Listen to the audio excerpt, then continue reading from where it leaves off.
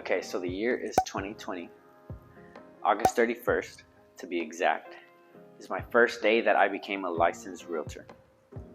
And just like anybody else that is getting into the industry, you think that it's going to be a lot more simple to bring in business than it really is, but it definitely takes a lot of time. And one of the biggest mistakes that I made is I overlooked small jobs that we can do as a licensed professional. Welcome back, everybody. Julian with another video, and today this is the video that is going out to the realtors who are struggling to bring in business right now or who are just getting into real estate. I just want to give you this advice that can help tweak your business a little bit. I've definitely noticed it's helped me, and I'm not saying that I'm a $1 million producing agent, but I'm definitely generating income in my business, and that's exactly what you want to do. So just like anybody else, when I first started real estate, I assumed that I was going to be bringing in business left and right. I thought it would take maybe about 3 months. And I would start to get the ball rolling. And I was hoping to go back to school, and I was assuming that I would be paying for my semesters in cash as opposed to taking out loans, and I was completely wrong. I did this later down the road in my business, and it's definitely helped me out quite a bit as far as producing income consistently and a little bit more stable income. There's two different things that you can do, and the first one that you're going to do, or that I'm going to recommend that you do, is that you start to do rental properties. And as an agent, when you first start, and then you'll hear this from almost all other agents who have been in the business for a while, nobody likes to work rentals. Why does nobody like to work rentals? Because the payout is so much more smaller than it is to help somebody buy a house or sell a house. So the issue with turning down business, even if it's a rental property, is that, for example, if you are in the beginning of your business, there can be like an entire month or 2 months or 3 months where you might not even see a single dollar. But if you're starting to work rentals, it's going to definitely add up. And I'm going to do the math here for you in a second. I want to give you number two. And number two is to do showings for other agents. So if you are with a pretty decent sized broker, if you're in a very small private one, you might not have this option too much, but there's other agents who will pay you. Just join a Facebook group of realtors in your city that are local, so that way you can get your foot into this. But doing showings for other agents means that pretty much all you're going to do is go open up the door. And if you have a regular job that's paying you $15 an hour right now, it's going to take you about 2 hours to get $30, right? So if you're going to go show one house and you negotiate your price for showing houses is $30, that's what here at least is a standard in Texas from what I've seen, and that's what I charge to show other houses. So if you're charging $30 to go show one house, it's going to take you, what, maybe 20 minutes to get to the house, unless it's like on the other side of the world. So if it's on the other side of the world, then it's about a 45-minute drive or an hour drive. I wouldn't charge $30. Like, be smart with what you're doing. But $30 to go show a house and then come back, that's like $30 to go show a house and then, go right back home. That's less than an hour of your time in your day, where if you had to work a regular job, you would be there for 2 hours to make that 1 hour worth of income. And imagine if you show two houses, and if the houses are super close, that's $60 in 1 hour, as opposed to working 4 hours and being in one spot and not having control of the rest of your day.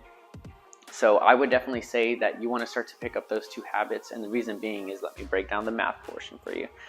So I know that rentals and showing houses can be a hassle, especially if you live in a big city. You got to drive through traffic, but I wouldn't necessarily frown upon it, just because once again you're making income, and it's better than making no income whatsoever.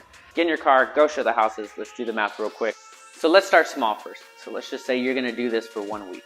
If you show 5 houses, whether it's 5 different agents or the same agent, you show 5 houses, you charge $30, that's $150 of income for that week. Yes, that's not a lot, can't live off of that, but that's $150.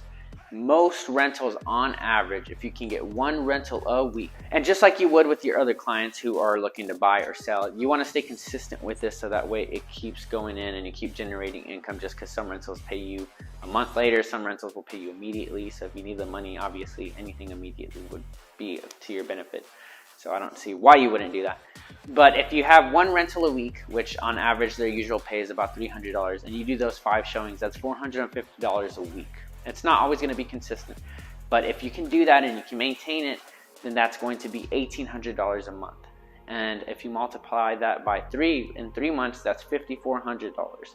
So, and that's like a good median, I would say. Sometimes you're going to be worse, sometimes you're going to be better, sometimes you might make more. So who knows, in those 3 months you might make 6,000, in those 3 months you might only make 4,500.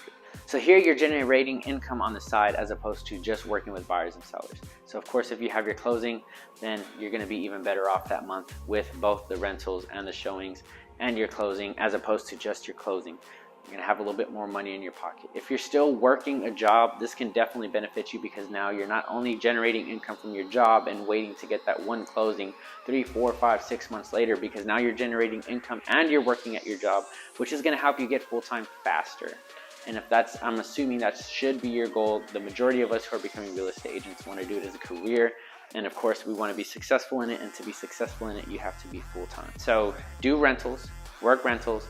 Nobody's too good to do rentals. And besides, if you do like 100 rentals, let's just say, okay, well, that's exaggerating. So let's just say you do like 10 rentals in your first year of real estate. And just because they're not ready to buy now doesn't mean that they're not going to be ready to buy a year later. And leases are a year. So why not have a year later 10 closings your second year of real estate than, you know, less, or 10 more on top of whatever you're going to get that year than less, because you didn't work rentals. So remember, renters will buy too. Okay guys, well that's going to be it for today. Just thought I'd give a quick talk on how to generate income as opposed to just selling houses. That way you're not struggling and you're making more money and everybody can succeed. So don't give up if you are in real estate and you're not making income right now, because it will come. Keep putting in the work, work your rentals, do some showings, make a little bit of additional income on the side, so that way you keep yourself going and motivated. And I'll catch you guys in the next video. Make sure you hit that subscribe button and check out some of my luxury tours, and I'll catch you guys in the next video. See ya.